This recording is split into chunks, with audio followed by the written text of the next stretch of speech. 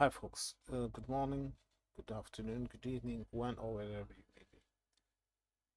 Folks, I was not planning to make this video. I decided to make it after watching this news in the European Commission because I think it's very important. I will restrain myself from explaining why I think this is so important. Sorry, these are my allergies because of the heat, not boogers.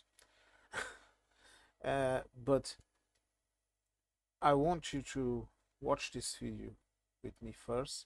I want you to be very careful in listening to what Mrs. von der Leyen is saying and to take into attention her words. I'm even going to put subtitles, although her English is better. But I'm going to leave it with subtitles to make it easier. But a link for the video will be in the description also. But let's watch the video first, and then I'm going to speak a bit with you about what does this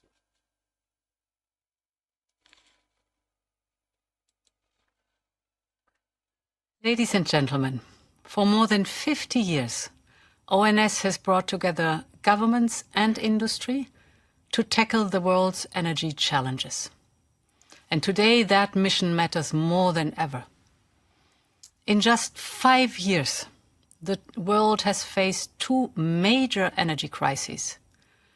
Europe has weathered these storms because we acted together. We diversified supplies with trusted partners, with Norway at the heart of this effort. We worked with industry to keep homes heated and hospitals running in Ukraine. And through coordinated action after the closure of the Strait of Hormuz, we helped to stabilize markets and reassure citizens and businesses.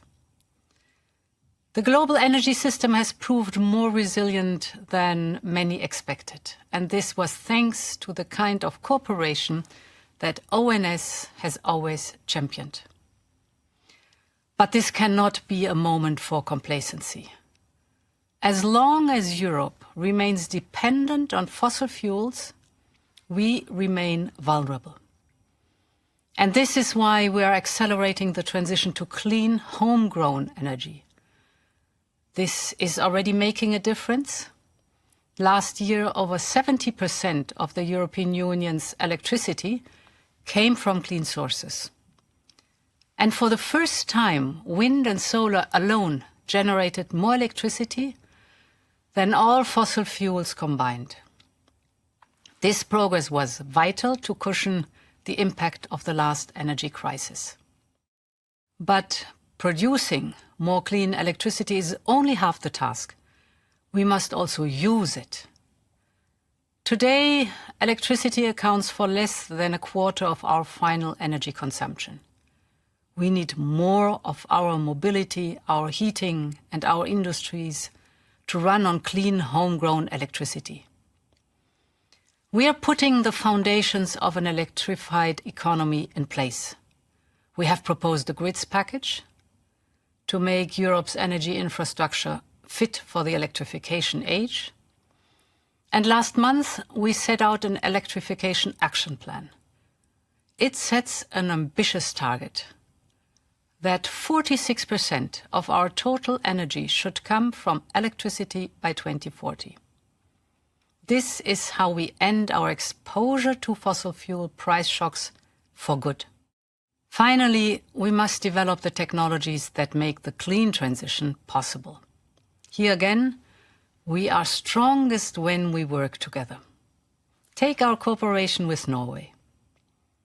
Just a few hundred kilometers from where you are today, CO2 captured from industries across Europe is being safely stored beneath the seabed. It is a powerful example of European innovation becoming an industrial reality. And with the support from the European Union, this project is now expanding to store more than 5 million tons of CO2 every year. This is exactly what the clean transition should look like. Combining our strength to cut emissions, create new industries, and strengthen our competitiveness. so that the next generation of clean technologies are not only used in Europe, but are designed and built here. Ladies and gentlemen, ONS has always been more than a place to discuss the future of energy. It is a place to shape it. The world needs your ideas, your technologies, and your investments, so that together we can build the energy system of the future. Thank you, and I wish you a successful summit. Now, the first thing I'm going to tell you is this. The numbers that Madam President has just spoke of, meaning the deadlines and 46% of clean energy and all of that, I want you to consider that the minimum. Meaning that is just a deadline for anyone that lags behind. This has been a common thread in Europe. They have always done this.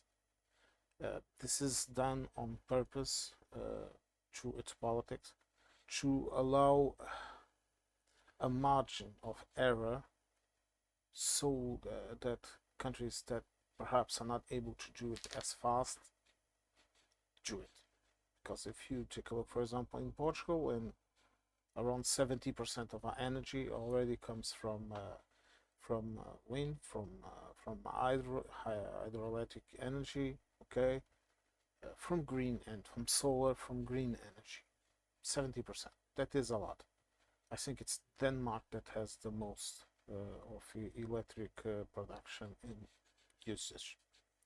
So this is a way of telling everybody, look, this is the minimum time you need to do to get with the program.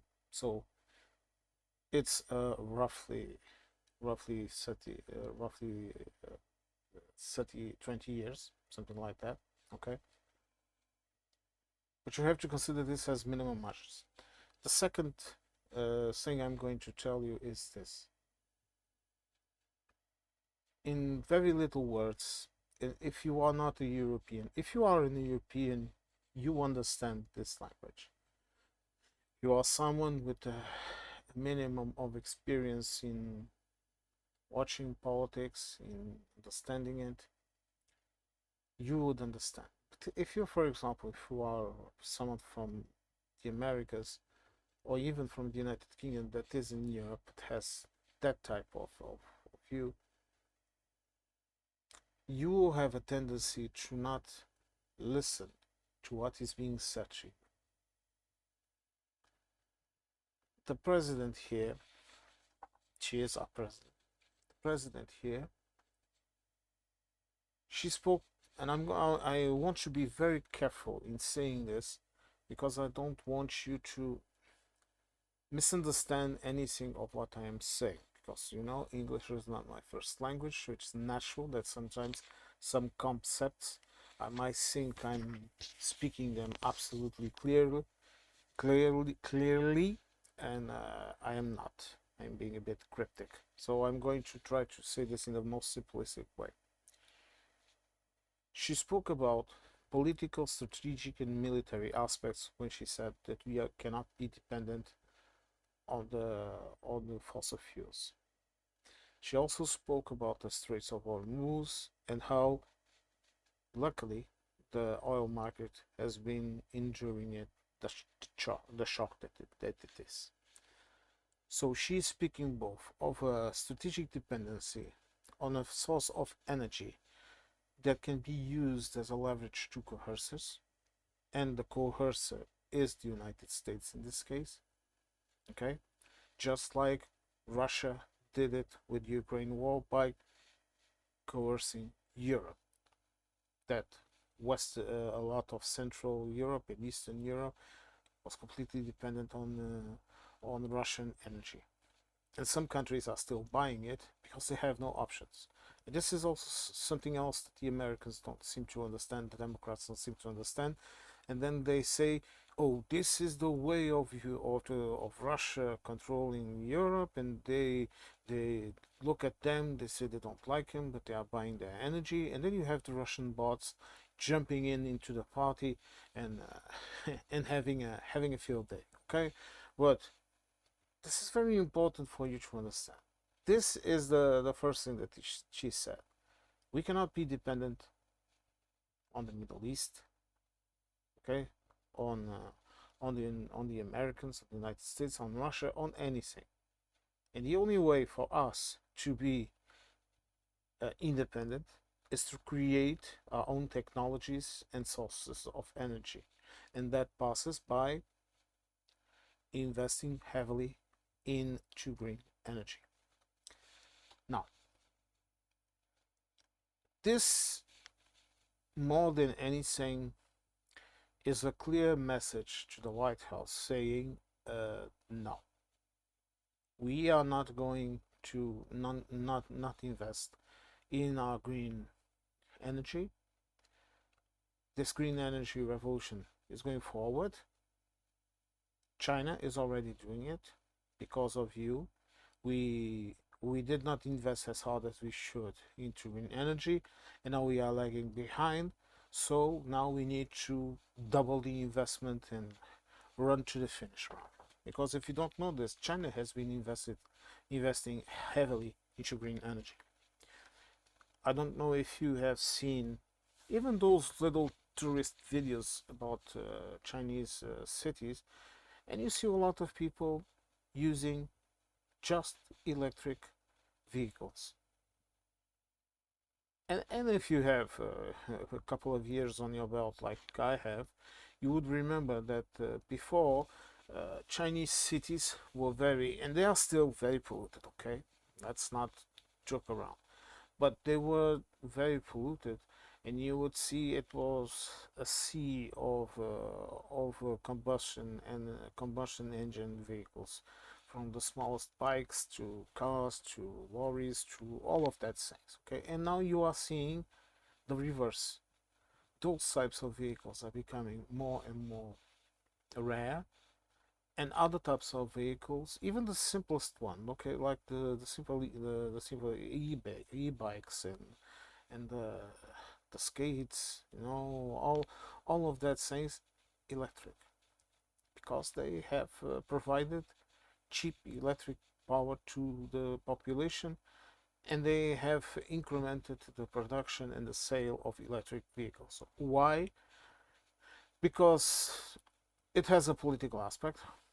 The government this way has more control over the population because it's controlling the energy sources. Because even when sometimes it's private companies with public capital or controlled by the government, which is an authoritarian regime. Let's not forget that too.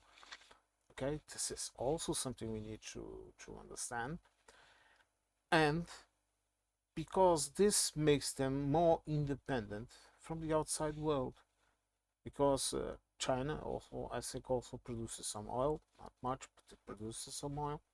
It has big reserves of oil also.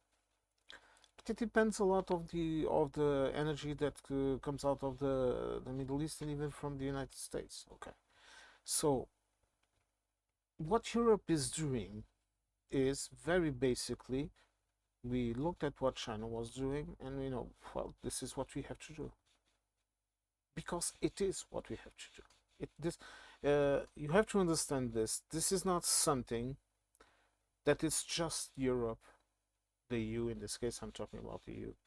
It's not just the EU that has to do it. The UK has to do the same thing.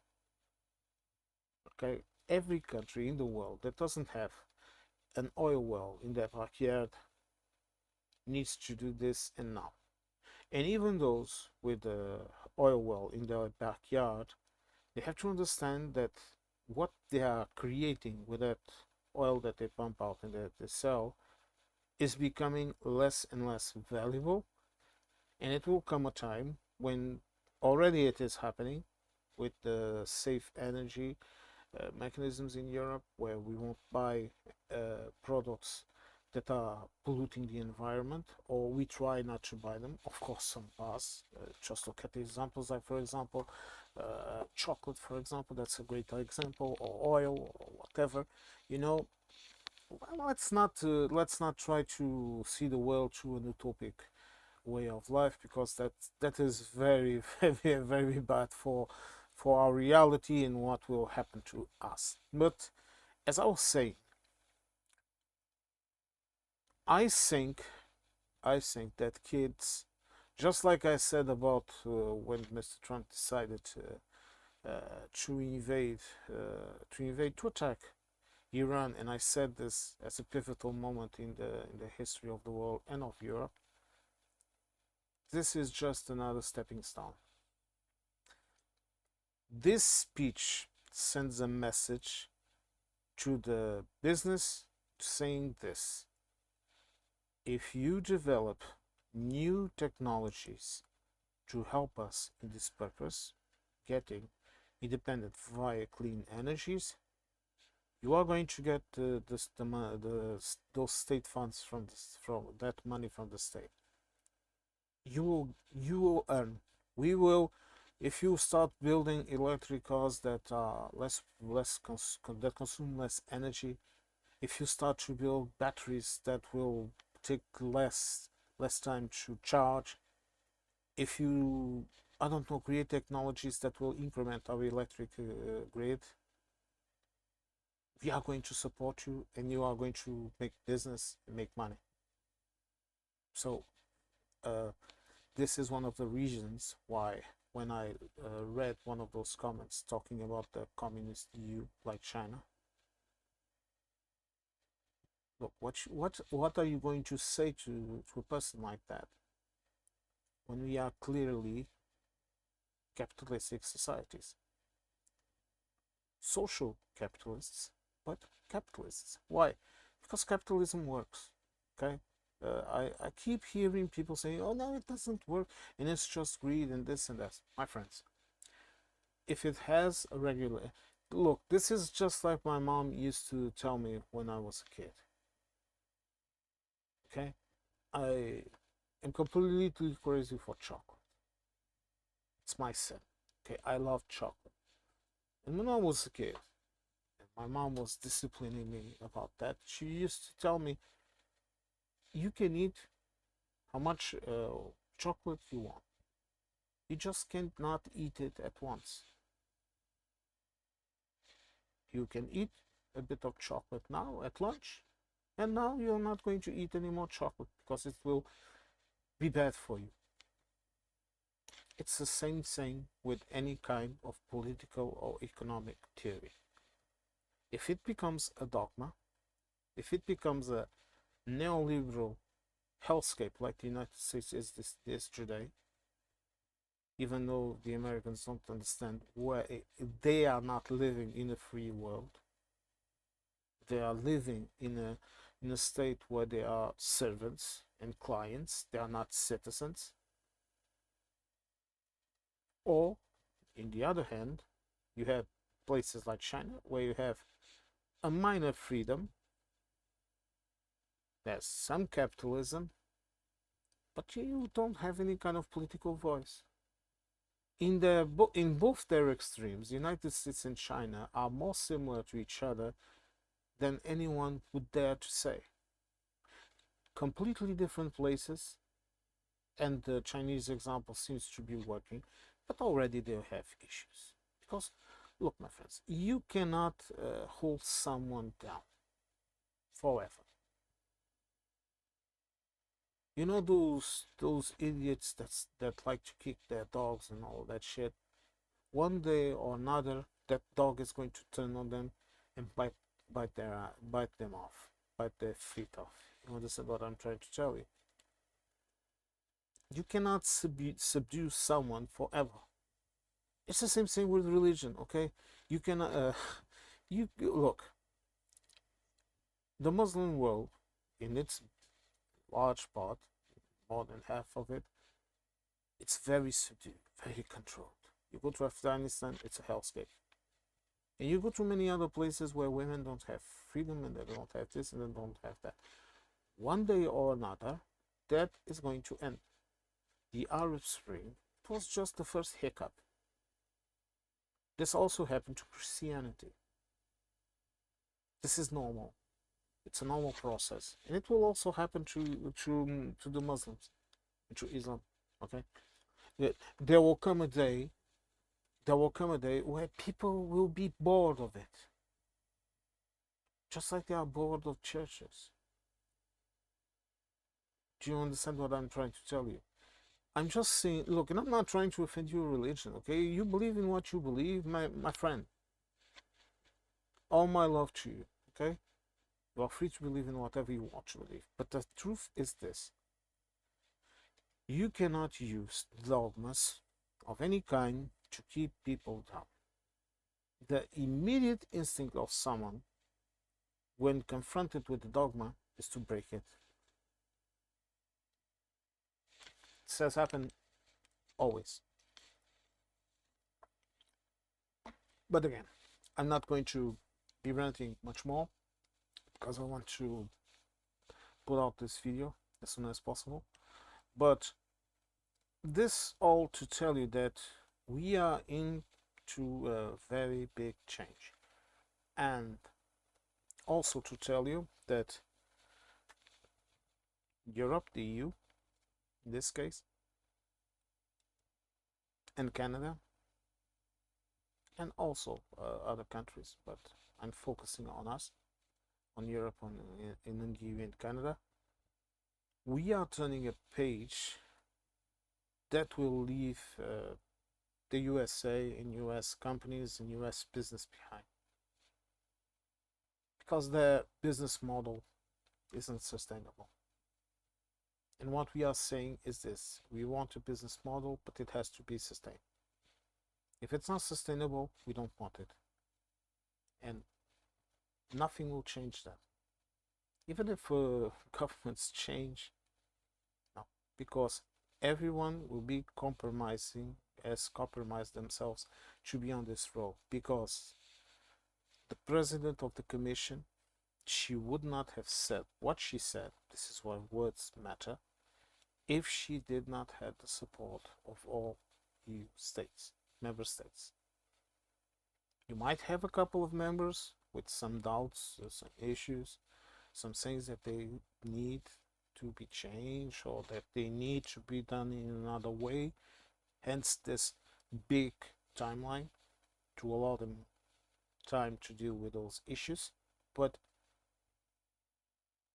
I hope that more countries or blocks of countries join us in this path to the future, because it would mean a better world for all of us and less dependency on things that we should have ditched many years ago. Because the I love my car, but it will become obsolete and I will have to change it for an electric car. Okay, it's life. It's going to happen. I'm going to battle through it for as long as I can, but the day that it starts to be too expensive and it's just some collectible item that I can just keep instead of the working horse that I need, well, I will bite the bullet. But again, my friends, thank you very much for watching this video. I hope this has interested you. Thank you for returning to watch my videos, to comment, to like, which is very important for the algorithm. Please remember, I'm not being monetized, okay? So I'll be showing this video. The link will be in the description, but I will not earn any money from it.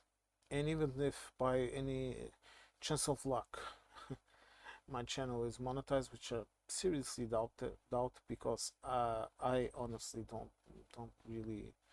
It's not my goal. It's not what I'm looking for. I work. I'm glad that I can work. That I have it. So it's sufficient to me. Okay. Folks, thank you very much for coming to watch me ranting a bit. There we go, ranting again. And I hope to catch you all in the next one. Please stay safe.